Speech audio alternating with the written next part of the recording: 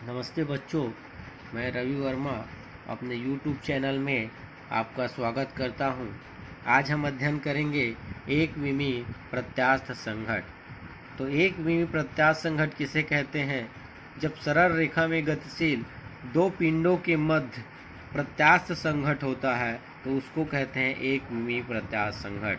अर्थात दो वस्तुएं सरल रेखा में गतिशील है और दोनों वस्तुएं एक दूसरे से क्या होती है, टकराती है, तो उसके मध्य जो टकराव होता है वह कहलाता है एक विमीय प्रत्यास्थ संघट।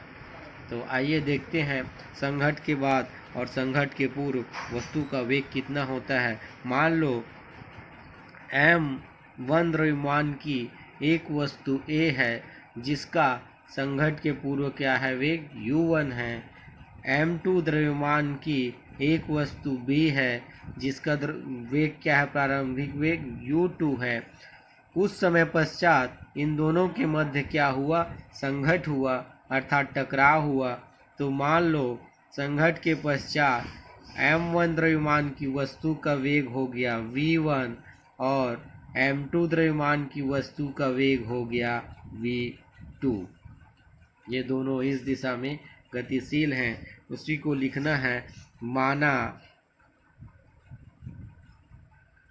m1 द्रव्यमान की वस्तु का वेग u1 व m2 द्रव्यमान की वस्तु का वेग u2 है। दोनों वस्तुओं के मध्य कुछ समय पश्चात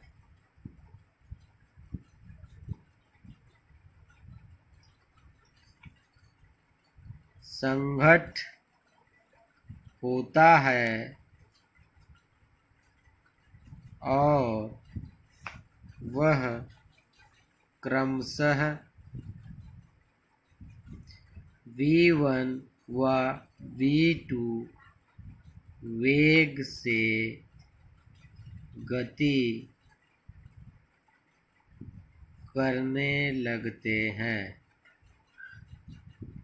ये m1 द्रव्यमान की वस्तु u1 वेग से गतिशील है और m2 द्रव्यमान की वस्तु u2 वेग से गतिशील है।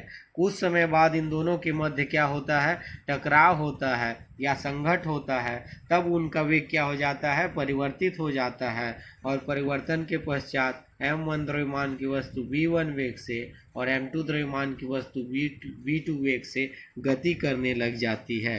इसलिए संघट के पूर्व निकाय का संवेग, संवेग क्या होता है, द्रव्यमान गुणित वेग। तो संघट के पूर्व पहले वस्तु का संवेग कितना होगा, m1 u1 प्लस दूसरे वस्तु का संवेग m2 u2। इसी प्रकार संघट के पश्चात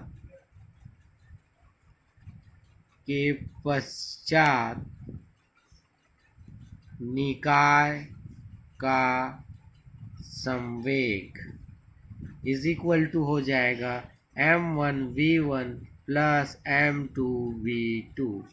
अतः संवेग संरक्षण के नियम से, संवेग संरक्षण के नियम से क्या होता है, संघट के पूर्व का संवेग संघट के पश्चात संवेग के बराबर होता है। तो m1 u1 plus m2 u2 is equal to m1 v1 plus m2 v2। m1 वाले को एक साइड कर लेते हैं, m2 वाले को दूसरी साइड। तो यहाँ हम क्या करेंगे, पक्षांतर करेंगे। तो क्या हो जाएगा, m1 u1 minus m1v1 is equal to m2v2 minus m2u2। इस दोनों पक्षों में क्या है, दोनों पदों में m1 कॉमन है तो m1 कॉमन निकलेगा, यहाँ बचेगा u1 माइनस v1 और दाहिनी साइड m2 कॉमन है तो दोनों पदों में m2 कॉमन निकलेगा तो बचेगा v2 माइनस u2। ये हो गया समीकरण नंबर 1। अब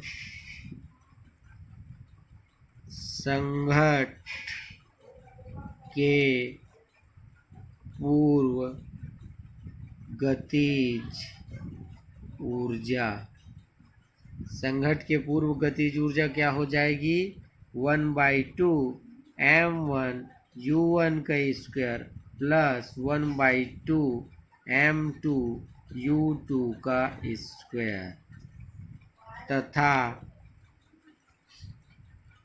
संघट के पश्चात गतिज ऊर्जा, संघट के पश्चात गतिज ऊर्जा क्या हो जाएगी, 1/2 m1 और संघट के पश्चात वेग क्या हो जाता है, v1 हो जाता है, इसलिए v1 का स्क्वायर प्लस 1/2 m2 v2 का स्क्वायर। चूँकि प्रत्यास्थ संघट में क्या होता है, निकाय की गतिज ऊर्जा संरक्षित होती है। चूँकि निकाय की गतिज ऊर्जा संरक्षित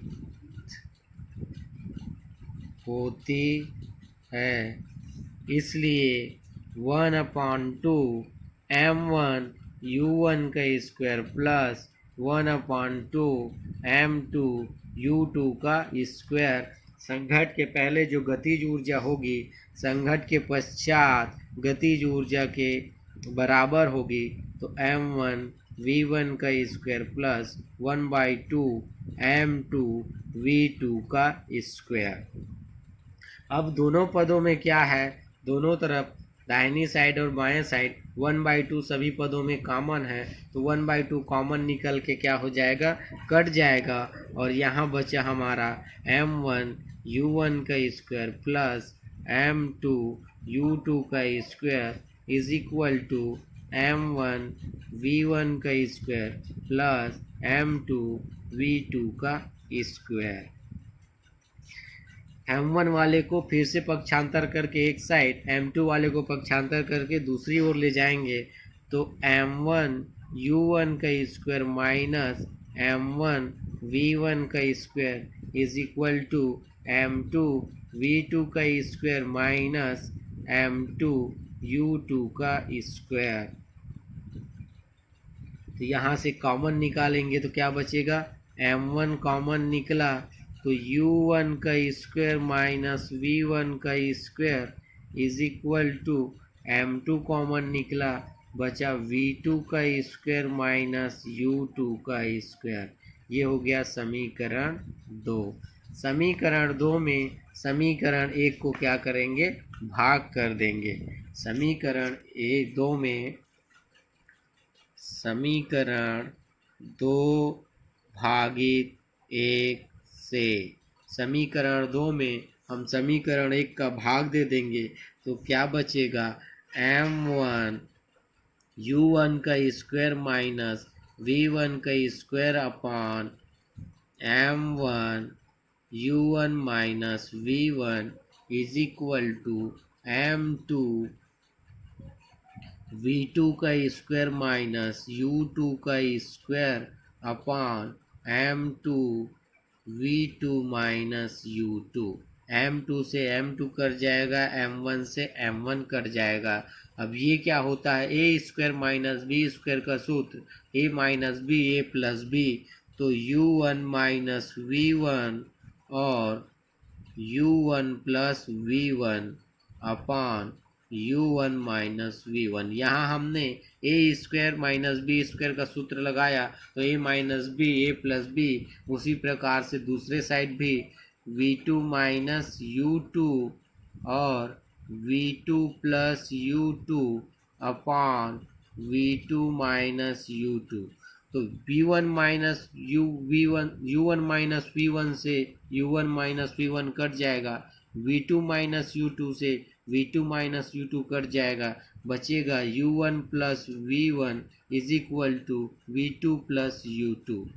संघट के पहले जो वेग है उसको एक साइड और संघट के पश्चात दूसरे वेग को एक पक्षांतर करेंगे तो U1 minus U2 is equal to हो जाएगा V2 माइनस V1, अर्थात संघट के पहले पास आने का आपेक्षिक वेग संघट के पश्चात दूर जाने के आपेक्षिक वेग के बराबर होता है।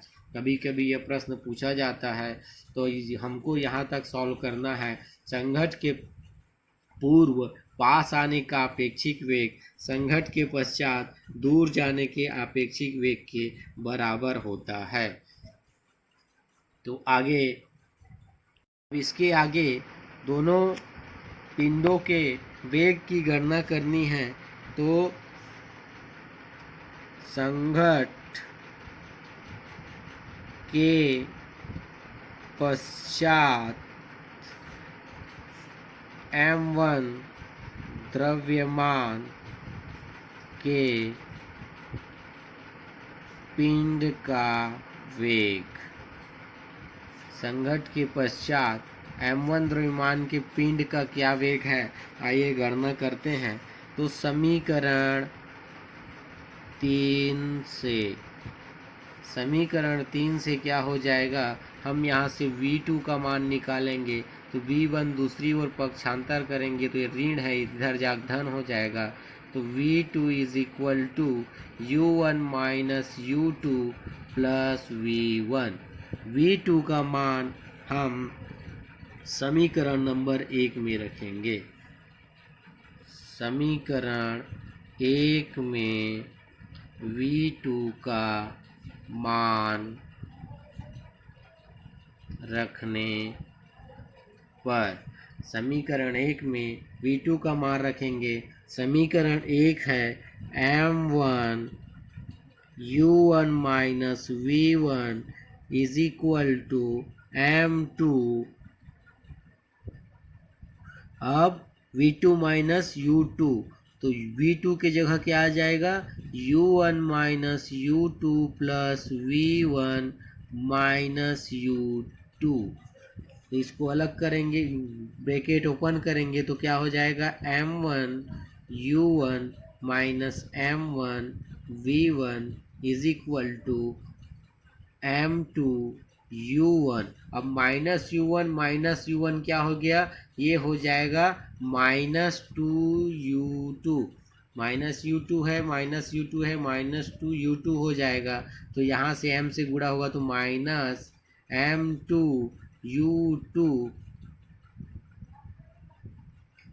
Plus m2V1। अब क्या करेंगे, U1 वाले को एक साइड कर लेते हैं, U1V1, सॉरी यहाँ 2 छूट गया है तो 2m2U2। यहाँ से V1 वाले को एक साइड कर लेते हैं, चूँकि हमें वेग का मान निकालना है संघट के पश्चात, बाकी को पूरा को क्या कर लें, दूसरी साइड करेंगे। तो यहाँ से क्या निकल जाएगा,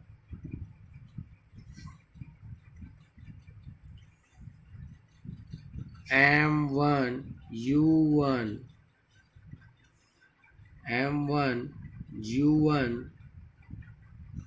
और माइनस m2U1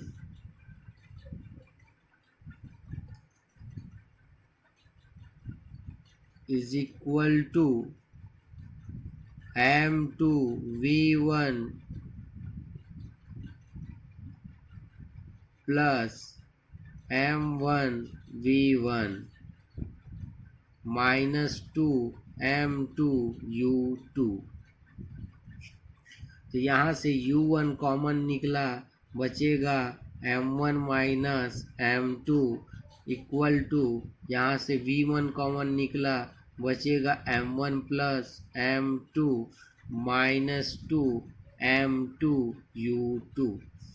-2m2u2 को दूसरी ओर पक्षांतर करेंगे तो बच गया v1m1 plus m2 is equal to m1 minus m2 u1 plus 2m2 u2। यहाँ से v1 इज इक्वल टू, इसको तिर्यक गुणा हो जाएगा तो m1 माइनस m2 पूरे का बटा m1 plus m2 into u, ये वाला u plus 2m2 upon m1 plus m2 into u2, ये u1 और u2। ये निकल गया इक्वेशन नंबर 4, अर्थात संघट के पश्चात m1 द्रव्यमान के पिंड का इतना वेग होगा। दूसरा है m2 द्रव्यमान के पिंड का वेग। दूसरा, संघट के पश्चात m2 द्रव्यमान के पिंड का वेग। अब समीकरण 3 से हम क्या करेंगे, v1 का मान निकालेंगे। तो समीकरण 3 से v1 इज इक्वल टू प्राप्त होगा v2 minus u1 plus u2। समीकरण जो हमारा 3 आया, इस समीकरण से v1 को इस साइड पक्षांतर करें, बाकी इन दोनों पोर्शन को दूसरी साइड। तो यहाँ बचा हमारा v1 equal to v2 minus u1 plus u2। इसलिए समीकरण 1 में मान रखने पर, समीकरण 1 में मान रखेंगे तो क्या हो जाएगा m1। अब v1 का मान रखेंगे u1 minus v2 plus u1 minus u2। Minus है और माइनस का इसके साथ गुणा होगा तो क्या होगा, चिन्ह बदल जाएगा। और दूसरी तरफ बचा m2 v2 माइनस u2। तो अंदर ब्रैकेट ओपन करेंगे तो m1, u1 और u1 दो बार में है, दो बार है तो क्या हो जाएगा 2u2। तो 2u1, सॉरी u1 दो बार है तो दोनों आपस में जुड़ जाएगा। तो 2m1 u1 minus m1 v2 minus m1 u2 is equal to m2 v2 minus u2। तो v2 वाले को एक साइड कर लो, ये हो जाएगा m2 u2। m1 वाले को एक साइड कर लो, m2 वाले को एक साइड कर लो, ये क्या है। तो पक्षांतर करेंगे तो चिन्ह क्या हो जाता है, बदल जाता है। तो v2 वाले को एक साइड करें और u2 वाले को एक साइड। तो 2m1 u1 plus m2 u2 minus m1 u2 is equal to m2 v2 minus m1 v2, minus minus plus. तो 2m1 u1 प्लस यहाँ से m2 minus m1 into u2 is equal to v2 common निकला, बचेगा क्या m1 plus m2। m1 plus m2 पक्षांतर करेंगे तो v2 is equal to 2m1 upon m1 plus m2 into u1 plus m2 minus m1 upon m1 plus m2 into u2। ये है संघट के पश्चात दूसरी वस्तु का वेग। तो हमने देखा संघट के पश्चात और संघट के पूर्व वस्तु के वेग में क्या परिवर्तन हुआ। तो ये है एक मिमी प्रत्यास्थ संघट। आज के लिए इतना ही, धन्यवाद।